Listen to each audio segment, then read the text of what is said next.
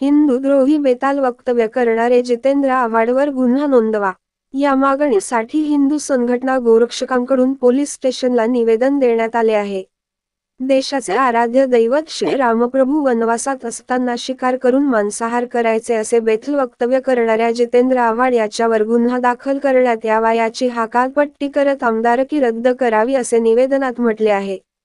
अगोदरच संघर्षमय राम मंदिर मिळाले, आता प्रभू विराजमान होणार आणि बैताल वक्तव्य करणाऱ्या तू देवांच्या काळात तू बघायला होता का जो आपल्या आईला एकेरी भाषेत बोलतो तो कसा असेल असे मनोगत भूषण महाजन व रोहित महले यांनी केले आहे.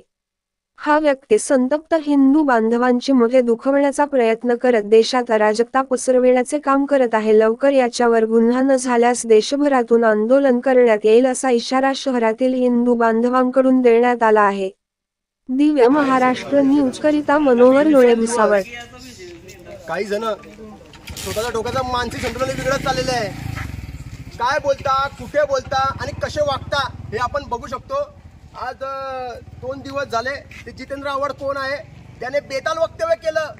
राम प्रभूजी हे खाता ते खाता. तू तिथे गेला होता का बघायला? का तिथे तू स्वतः समक्ष होता? अरे बोलायच्या पहिले तुला काही वाटलं पाहिजे. आज प्रभू श्रीरामजींच्या मंदिराला त्या बाबरी मस्जिद जेव्हा पडली तेव्हा 500 वर्ष पूर्ण आली. वारंवार संघर्ष झाला मंदिरासाठी. आज आमचे दैवत त्या ठिकाणी विराजमान होत आहे आणि हा कुठून उठला आणि कुठे काय वक्तव्य करतोय, काय बोलत चाललाय. तरी मी आदरणीय गृहमंत्री साहेबांना, मुख्यमंत्री साहेबांना आणि आदरणीय प्रधानमंत्री साहेबांना प्रार्थना करतो की त्वरित हे असे बेताल जे वक्तव्य करणारे आहेत याची आमदारकी रद्द करावी आणि याला असा कठोर काही दंड करावा जेणेकरून भविष्य काळामध्ये असे नराधम राक्षस जन्माला नाही येणार. जय श्रीराम, जय गोमाता, जय हिंदू राष्ट्र. जय श्रीराम.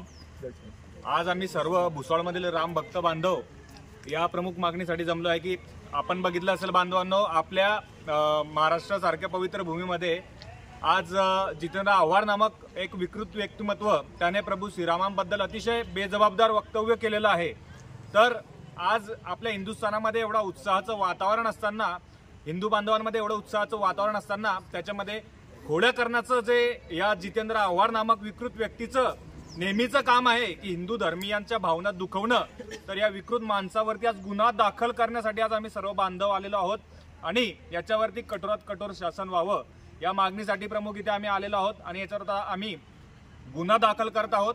बांधवांनो, आपल्या अखंड हिंदुस्थानाचं आराध्य दैवत प्रभू श्रीरामचंद्र यांच्याबद्दल असे विकृतपणे बेताल वक्तव्य करणं हे कितपत योग्य आहे हा सवाल आपल्या हिंदू समाजाने केला पाहिजे. आणि असे जे हिंदू धर्मावरती वेळोवेळी चिखलफेक करणारे विकृत लोक जे आहे यांना वेळोवेळी ठेसलं पाहिजे. बांधवांनो, यांना चूप केलं पाहिजे.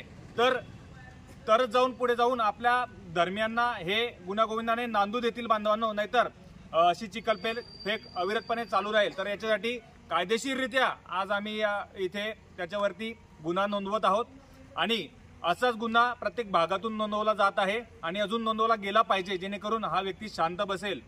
धन्यवाद. जय श्रीराम. जय श्रीराम.